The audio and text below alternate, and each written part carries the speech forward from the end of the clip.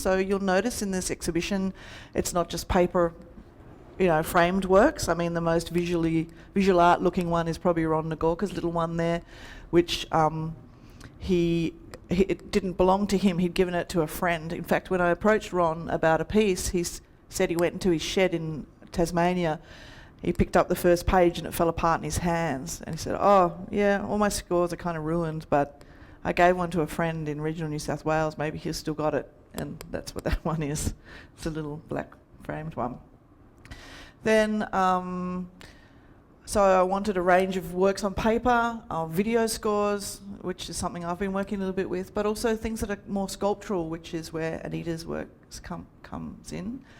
And also stylistically diverse, so not works that were made by classical musicians, let's say, but also by rock and electronic musicians, like Philip Brophy's one, which is around the sheets of loose paper around the corner there. So a kind of wide range of styles, so that they all intending a different result, let's say. I wanted the exhibition to be silent because I really wanted it to be about the instructions, not about the results. The only one that makes there's two that make sound.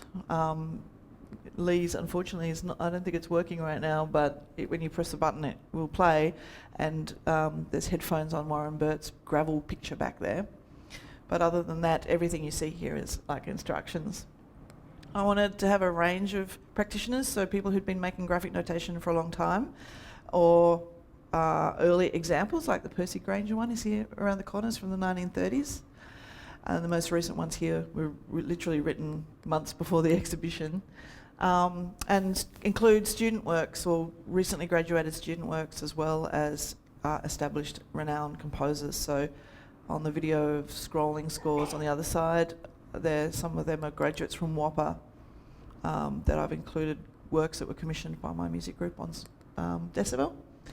But I also wanted to include works that were not necessarily just by musicians, but were actually by other artists, because in my experience teaching music composition is, I find that a lot of the interesting music that's happening is not coming from trained musicians at all, but by visual artists. And ask me later why I think that that's true.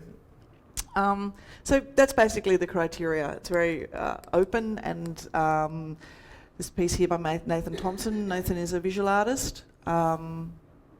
This piece here by David Young is a composer, not a visual artist. And when you put them together, it's very difficult to tell, actually, you can't really tell the background of the different